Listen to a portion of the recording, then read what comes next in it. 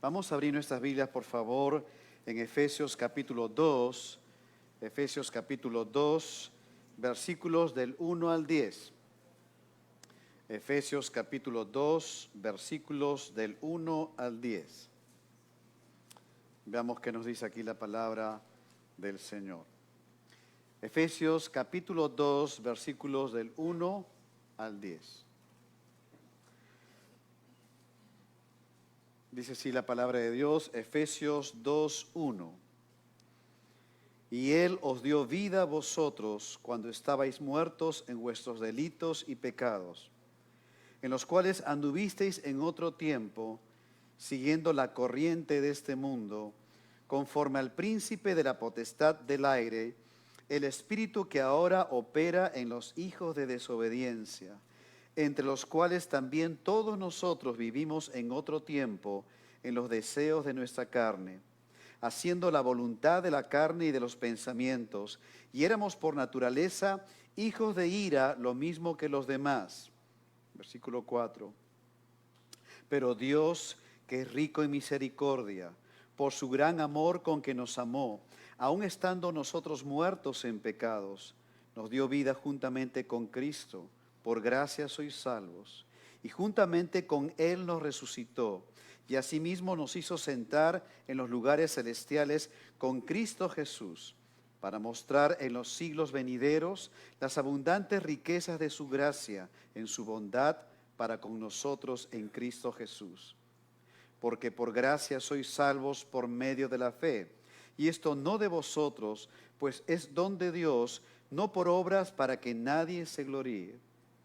Porque somos hechura suya, creados en Cristo Jesús para buenas obras, las cuales Dios preparó de antemano para que anduviésemos en ellas.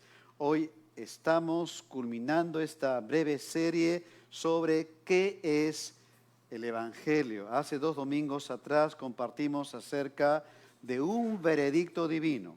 La semana pasada hablamos acerca de una sustitución divina. Y hoy estaremos meditando acerca de un nuevo nacimiento divino, que es otra doctrina que queremos destacar sobre el Evangelio. El Evangelio de salvación son las buenas noticias del cielo, que a pesar de que la raza humana está bajo condenación, Dios da una vida resucitada a aquel que cree en Él. No pasemos por alto, por favor, que la palabra de Dios enseña una realidad del corazón humano. Romanos capítulo 3, versículos 22 y 23, que dice esa parte de la palabra de Dios, porque no hay diferencia por cuanto todos pecaron. Nunca olvides esto, querido hermano y hermana.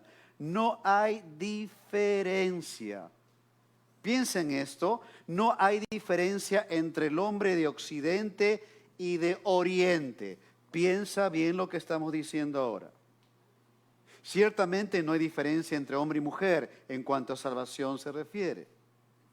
No hay diferencia entre la preparación de un hombre, que podría ser una gran preparación, del hombre que ha tenido poca preparación, del hombre que tiene una cuenta bancaria que es grande, de aquel hombre que no tiene ninguna cuenta bancaria. No hay diferencia entre aquel que es de izquierda y derecha. No hay diferencia. Por cuanto todos pecaron, dice la Biblia, y están destituidos de la gloria de Dios. Y ante esta mala noticia, entonces el Evangelio de la gracia de Dios anuncia la única esperanza para el pecador perdido en sus propios pecados. Cuando hemos leído aquí el pasaje de Efesios hace un momento, la Biblia enseña que cuando el pecador acude a Cristo para salvación, ha sucedido un milagro, el milagro de una resurrección espiritual. Quizá el término o la frase más conocida es el nuevo nacimiento.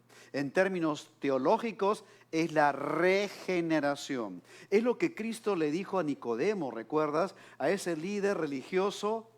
Cristo le dijo, de cierto te digo, que el que no naciere de nuevo no puede ver el reino de Dios. El que no naciere de nuevo, una resurrección espiritual en Cristo, el nuevo nacimiento, la regeneración en términos teológicos. Y nota, por favor, que este es un milagro divino.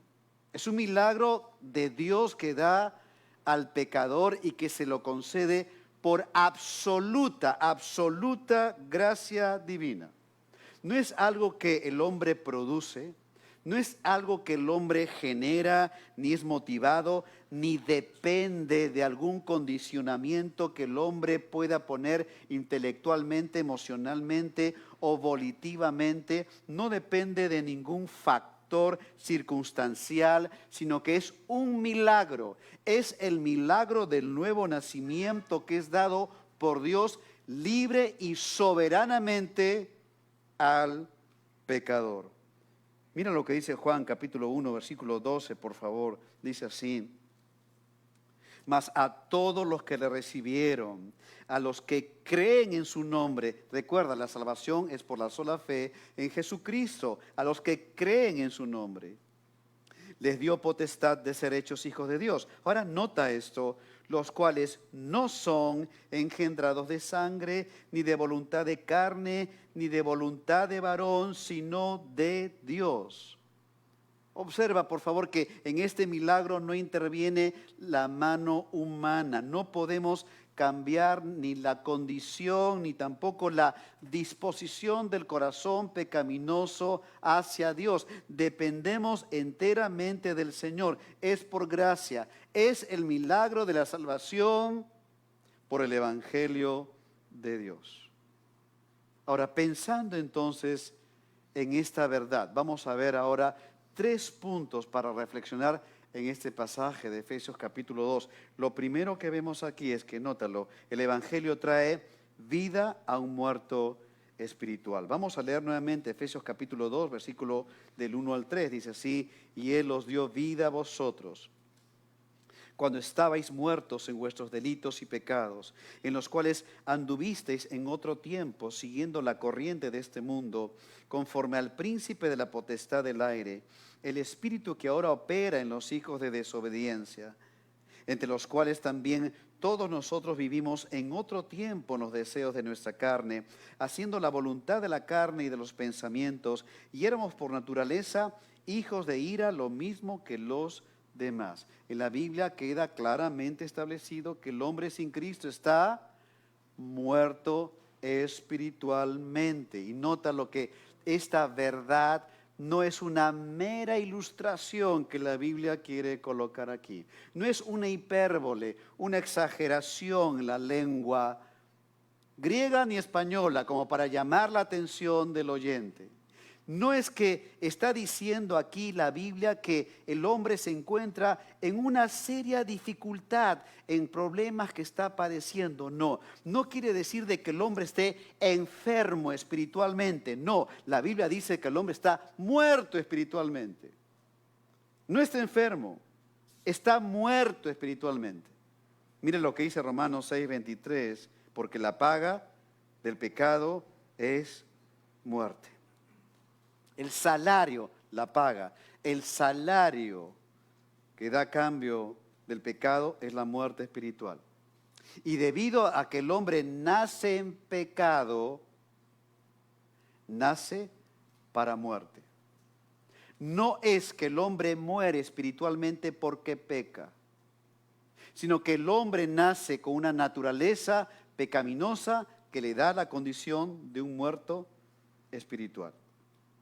Y aquí el apóstol Pablo está escribiendo a los creyentes de la iglesia de Éfeso para que no quede ninguna duda, ningún vestigio de interrogante y que ellos puedan profundizar en esta verdad de saber de dónde lo sacó el Señor y que ahora dónde se encuentran en Cristo. Y que, por cierto, para un perdido, para un incrédulo el día de hoy, es una terrible noticia de su condición delante de un Dios santo. Estabais muertos en vuestros delitos y pecados. Y cuando aquí se dice la frase delitos y pecados, es más que poder pensar en que el hombre pueda reconocer algunos pecados que pueda tener en su vida. No, está hablando de una esfera, de una condición espiritual en la cual todo hombre incrédulo se encuentra, y allí se encuentra con sus delitos y pecados.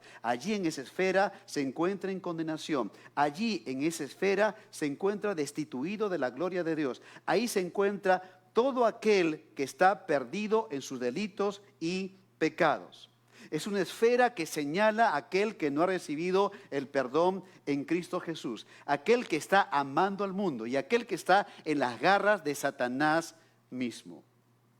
Mira cómo Pablo dice nuevamente, y Él os dio vida a vosotros cuando estabais muertos en vuestros delitos y pecados, en esa esfera de condenación, en los cuales anduvisteis en otro tiempo. Recuerda que Pablo le está diciendo a los creyentes de Éfeso, sí, de allí los sacó el Señor, de esa esfera terrible, de pecado.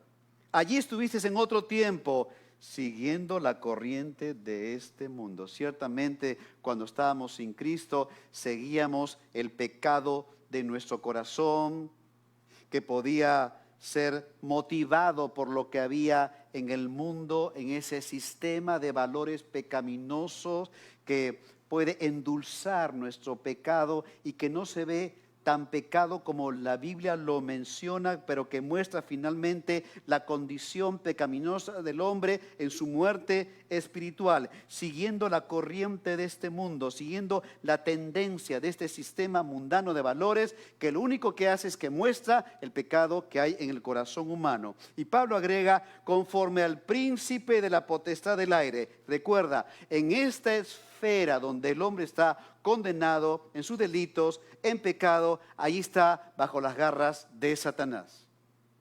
Conforme al príncipe de la potestad del aire. Durante el tiempo presente, Satanás tiene en sus manos, vamos a decirlo así, al pecador.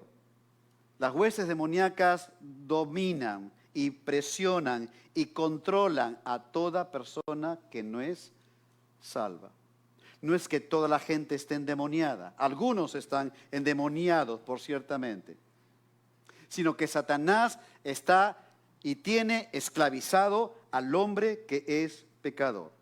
De tal manera que los hombres no son libres e independientes, dado que el infierno tiene el dominio total y las huestes del infierno controlan, como dice el texto acá, los aires, las esferas celestes, la potestad del aire. Ese Satanás es una dimensión en la cual los demonios se mueven, que algún día Dios se los va a quitar, como dice Apocalipsis capítulo 12, cuando Satanás sea lanzado de esa esfera celeste y será restringido solamente a la tierra. Por hoy todavía tiene cierto dominio con la autoridad de Dios sobre esos aires.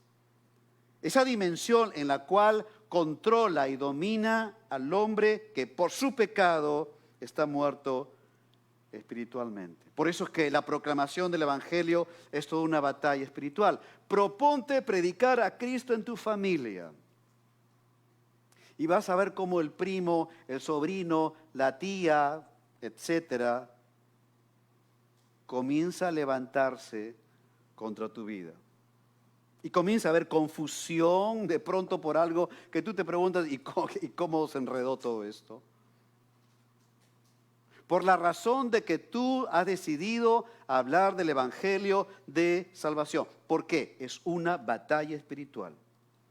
El infierno no va a querer soltar eso que tiene en sus garras. Pero que el Espíritu de Dios, como hemos leído en 1 Juan capítulo 4, al inicio, es mayor el que está en nosotros que aquel que está en el mundo, que es el príncipe de la potestad del aire. Nota, por favor, cómo Pablo, cuando le escribe a Timoteo en la segunda carta, lo enseña de esta manera. Pablo le dice a Timoteo que con mansedumbre corrija a los que se oponen. En el contexto son los incrédulos que iban a la iglesia de Éfeso, pero no eran creyentes. Por si quizá Dios les conceda que se arrepientan para conocer la verdad, que es el Evangelio. Y note el texto bíblico. si quizá Dios les conceda que se arrepientan. Porque el arrepentimiento también es un don de Dios, al igual que la fe, como lo veremos en los próximos minutos. Y escapen del lazo del diablo en que están cautivos a voluntad de Él. El diablo tiene cautivo al incrédulo. El Dios de este siglo cegó el entendimiento de los incrédulos. El Dios de este siglo es Satanás. El Dios eterno es el Dios por la eternidad. Esa es otra cosa. El Dios de este siglo, Satanás, cegó el entendimiento de los incrédulos para que no resplandezca la gloria del Evangelio. Esa es la tarea satánica. Y sus demonios tienen cautivo al incrédulo. El pecador es un pecador esclavizado por Satanás. Nunca pierdas de vista esto.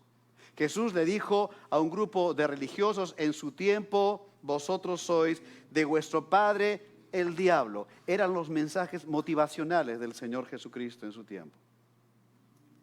Soy de vuestro padre el diablo. Está mostrando la realidad de a quién pertenecen. Está moviendo su conciencia para que ellos reaccionen y busquen al Dios verdadero. Y Pablo le está diciendo a los hermanos de la iglesia de Éfeso: amados hermanos, así vivíamos antes de ser de Cristo, hasta cuando escuchamos el evangelio de la gracia y Dios tocó nuestro corazón y nos hizo nacer de nuevo. ¿Cómo vivíamos antes? Siguiendo la corriente de este mundo, conforme al príncipe de la potestad del aire. Miren el versículo 3 ahora: entre los cuales también todos nosotros vivimos en otro tiempo, en los deseos de nuestra carne, haciendo la voluntad de la carne y de los pensamientos. Lo que Pablo está diciendo acá: vivíamos en esta esfera de delitos y pecados, en esta esfera de condenación, en esta esfera cuando éramos hijos del diablo, en esta esfera cuando estábamos muertos en delitos y pecados. Vivíamos haciendo la voluntad de la carne y de los pensamientos. Nuestro corazón pecaminoso hacía lo que sabía hacer. ¿Qué cosa? Pecar. ¿Recuerdas? No hay justo ni en uno, no hay quien entienda, no hay quien busca a Dios. Nuestro corazón pecaminoso no es que está tratando de buscar a Dios, sino que lo único que sabe hacer el corazón pecaminoso delante de Dios es pecar. Y vivir haciendo la voluntad de la carne y de los pensamientos, una mente opositora a Cristo, una mente que no quiere someterse a su voluntad ni a su santidad. Eso éramos antes de escuchar el evangelio de la gracia y que el Espíritu de Dios tocara a un muerto para dar vida espiritual, el nuevo nacimiento, la resurrección espiritual, la regeneración en términos teológicos. Hermanos, el hombre está muerto espiritualmente en todo el ámbito de la expresión. Está muerto. Cuando hemos leído acá que estabais muertos en delitos y pecados, Pablo está diciendo: el hombre sin Cristo está desprovisto de vida, bajo condenación, rumbo a la eternidad del infierno. Es lo que está diciendo Pablo. Y Pablo no titubea, él no quiere barajar absolutamente nada. La iglesia de Cristo tenemos que entender esta doctrina para proclamar debidamente a Cristo el Salvador. Y miren, Pablo va a decir en el versículo 2, ciertamente ha dicho: conforme al príncipe de la potestad del aire, el espíritu que ahora opera en los hijos de desobediencia. Eso es un incrédulo. Y éramos por naturaleza hijos de ira, lo mismo que los demás. El inconverso está bajo la ira de Dios. ¿Recuerdas las malas noticias que hablamos el primer domingo? Que la ira de Dios está bajo todo pecador, apartado del Señor. Y éramos así, lo mismo que los demás, igual que los demás inconversos. Nadie podía levantar la mano y decir: no, yo era algo distinto. No, cero, cero y cero, muertos totalmente. Y si tú piensas que, claro, yo no pecaba como el otro, quiero ponerte un ejemplo. A ver, podría ser algo fuerte, pero para hacernos entender. Si tú vas a una morgue y preguntas: ¿y esa persona de qué murió? Lo atropellaron. ¿Y esa persona de qué murió? cáncer. ¿Y esa persona de qué murió? Ya, natural, un abuelito. Y después preguntas, ¿y quién estaba más muerto? ¿Quién está más muerto? ¿Cómo que quién está más muerto? Todos están muertos por igual.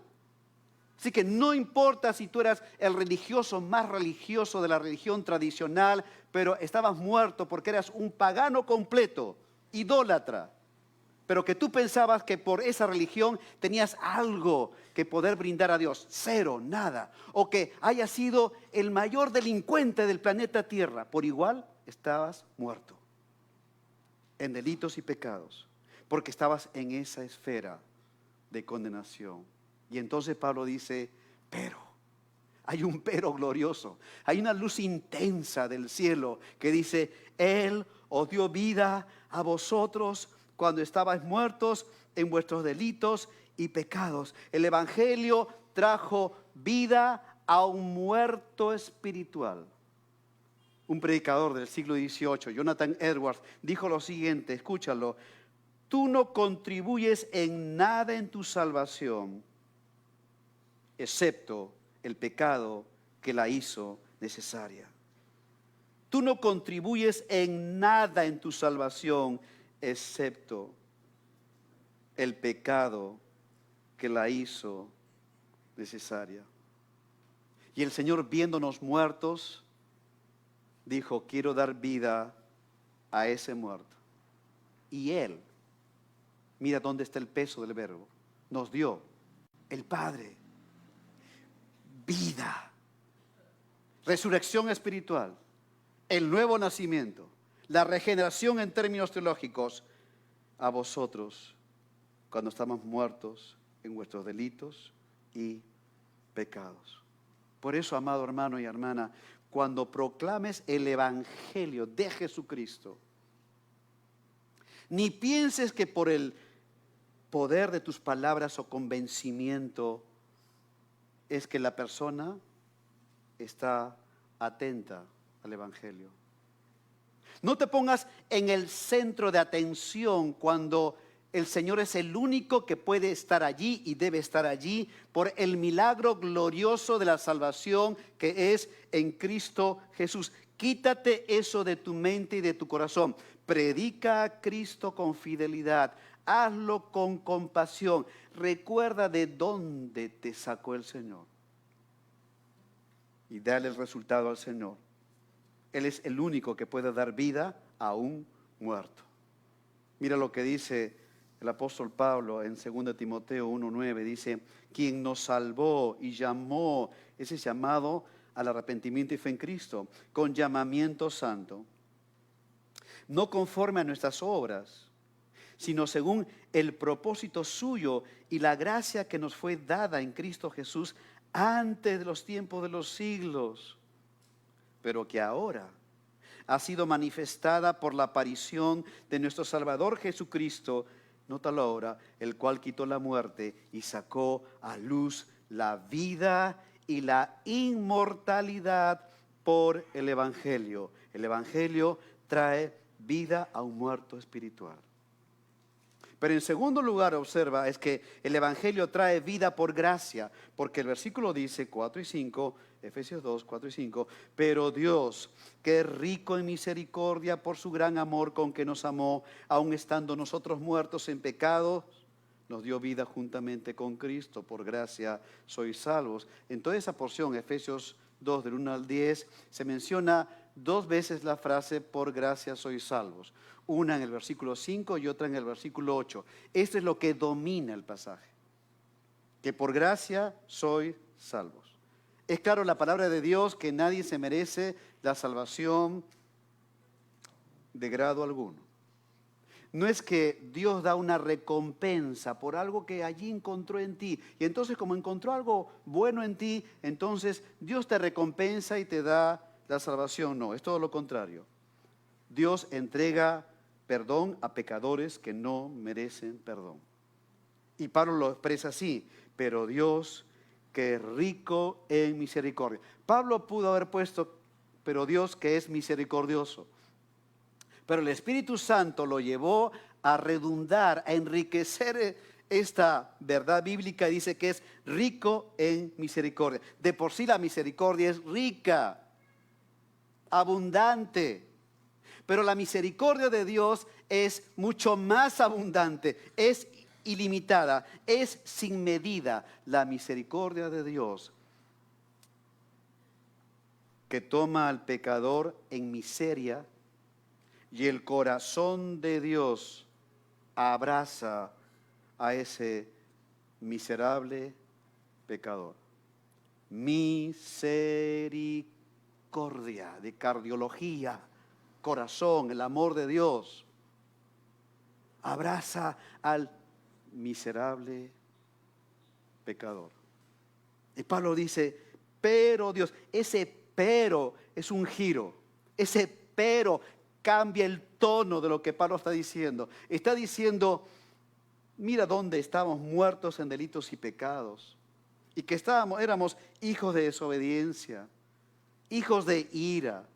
Estábamos bajo el control de las garras del príncipe de la potestad del aire, pero ahora, Dios, que es rico en misericordia por su gran amor con que nos amó, inmenso amor de Dios, el Padre que cargó en el Hijo, el inocente Cordero de Dios, nuestro pecado, el pecado de los pecadores, como dice el profeta Isaías, y Jehová cargó sobre él, sobre el Hijo, el pecado de todos nosotros. Un amor incomparable.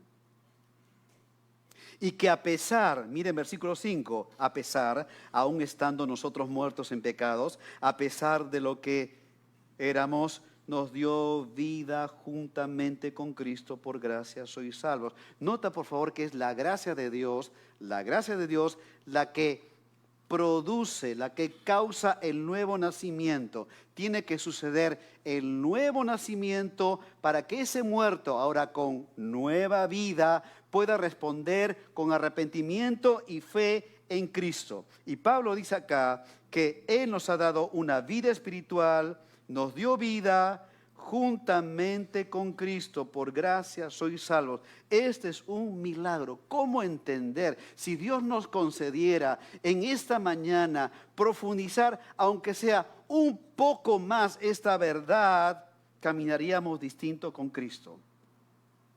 Un poco más, Señor, permítenos avanzar en esta verdad. Un milagro, tener vida con Cristo. ¿Cómo entenderlo? Es que cuando Cristo nos rescata y nos salva, estamos unidos a Cristo.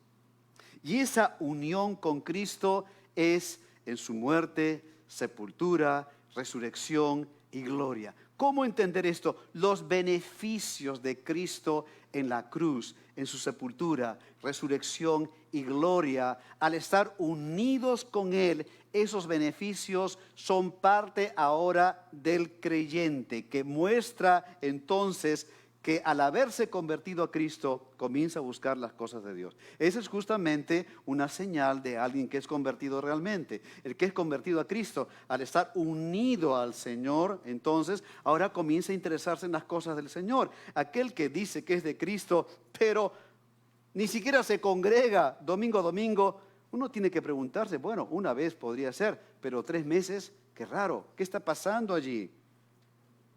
¿Por qué? Porque ahora el pecador arrepentido está gozando de la vida en Cristo.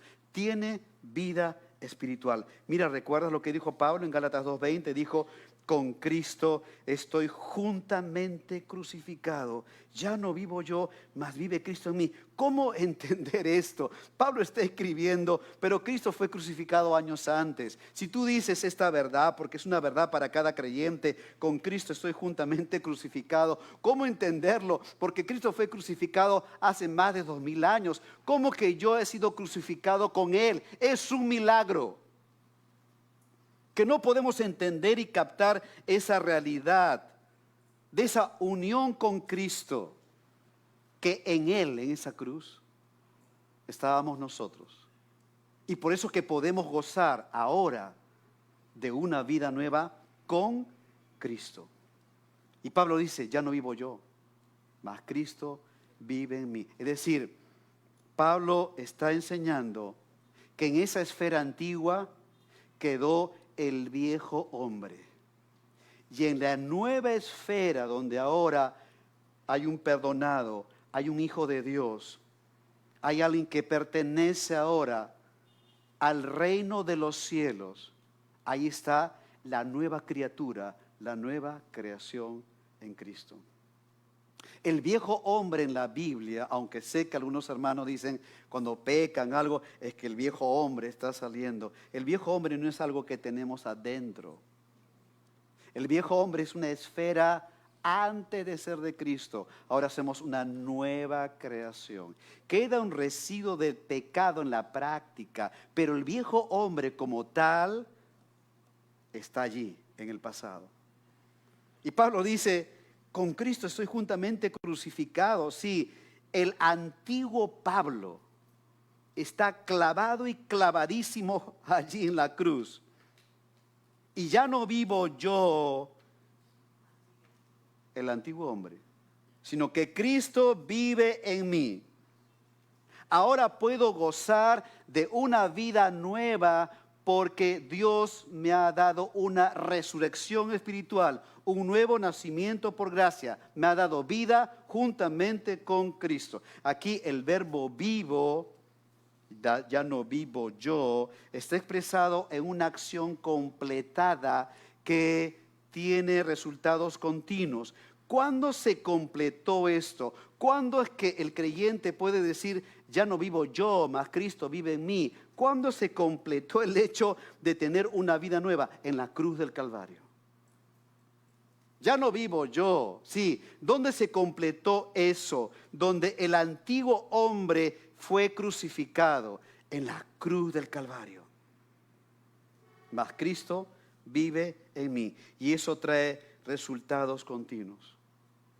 De tal manera que tan pronto un pecador confía en Cristo para salvación, participa con el Señor en una escala espiritual, en su crucifixión y en su victoria sobre el pecado y su victoria sobre la muerte.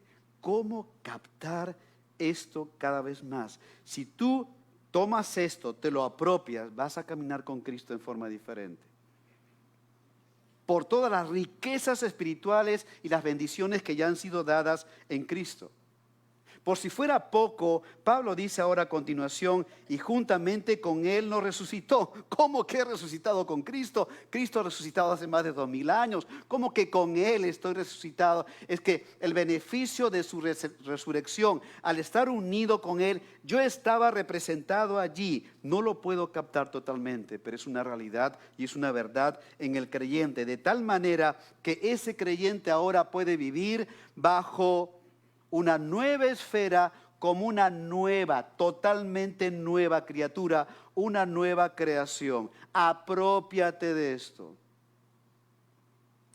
Estamos anclados en Cristo, querido hermano.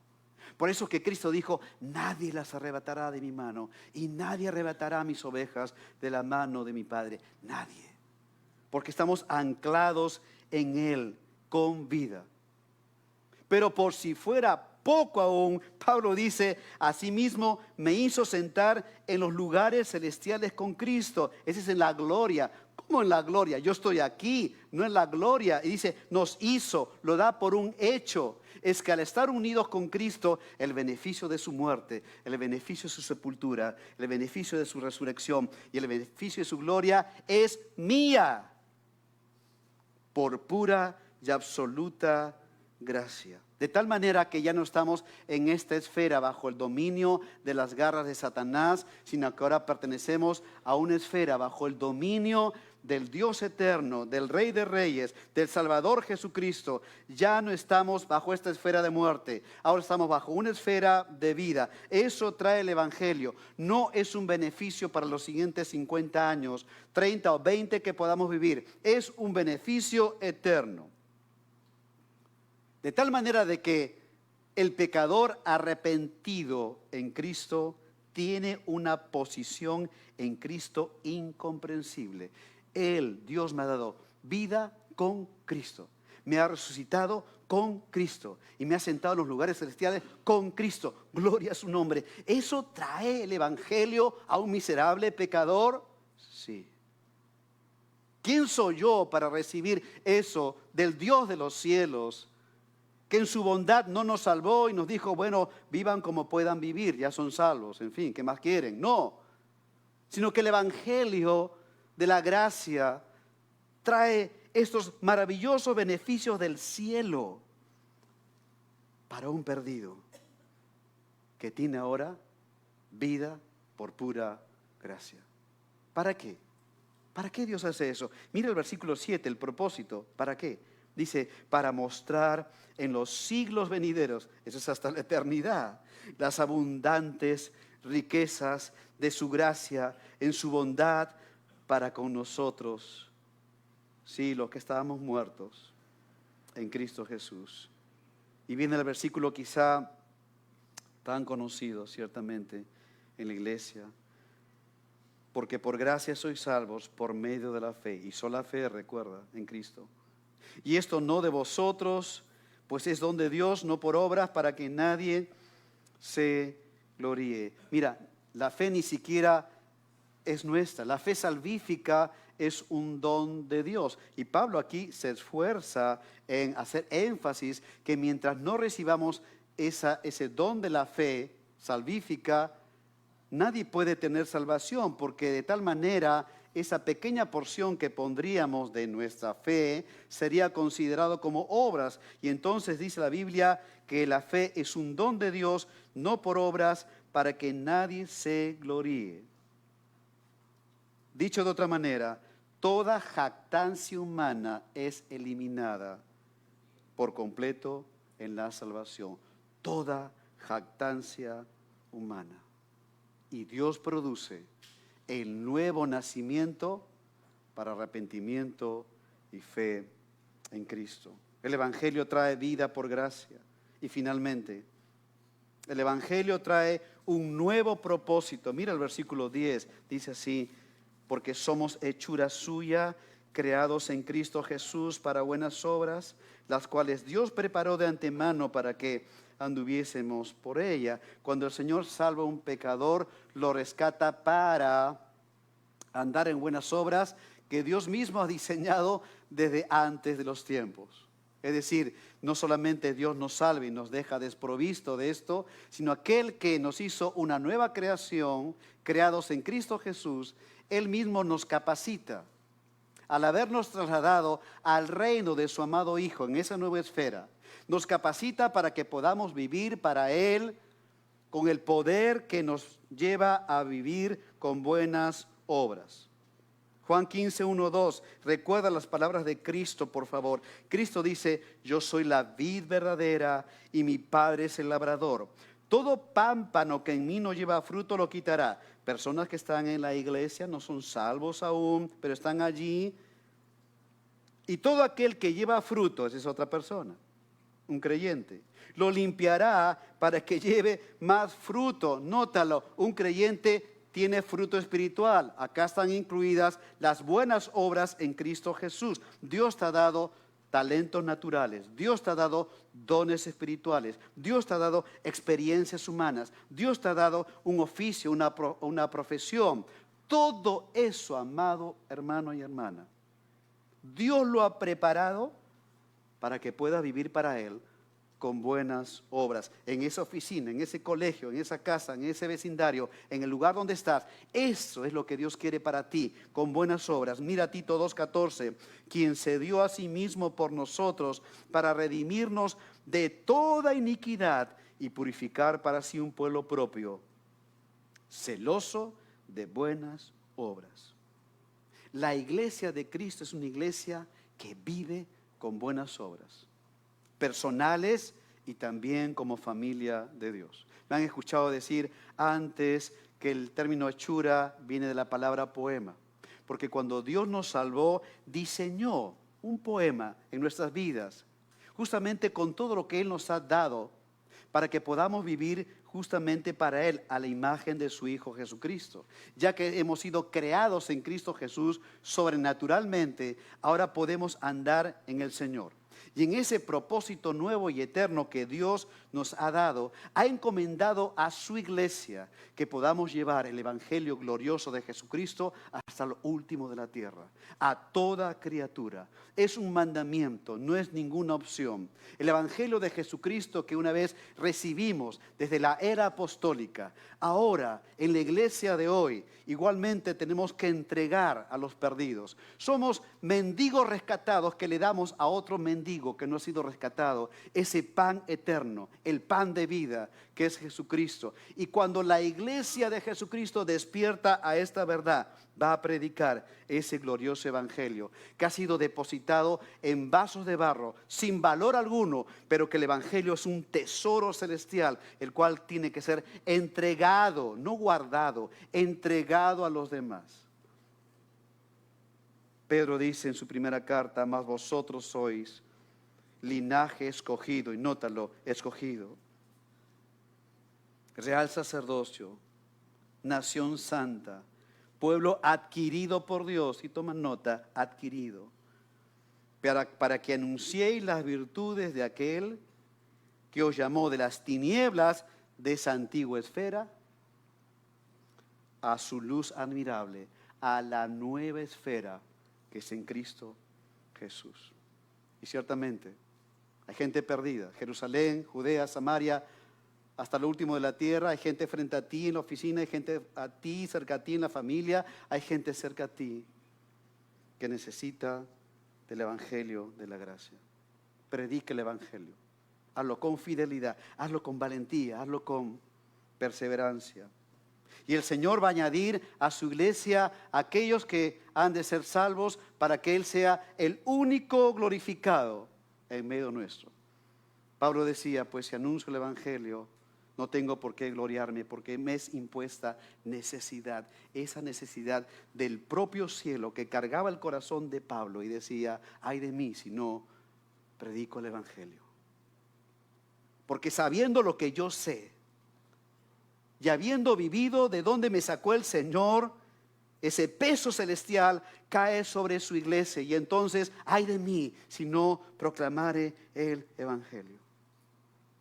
Y es por eso que tenemos que proclamar, amados hermanos, las buenas noticias de salvación. El evangelio de la gracia, el evangelio de Jesucristo, el evangelio eterno, el evangelio del Dios bendito es el evangelio de salvación. Cuando uno abre su boca, ese evangelio que es poder de Dios, el poder de Dios se suelta y comienza a tocar vidas que han estado perdidas y muertas y vienen a los pies de Cristo.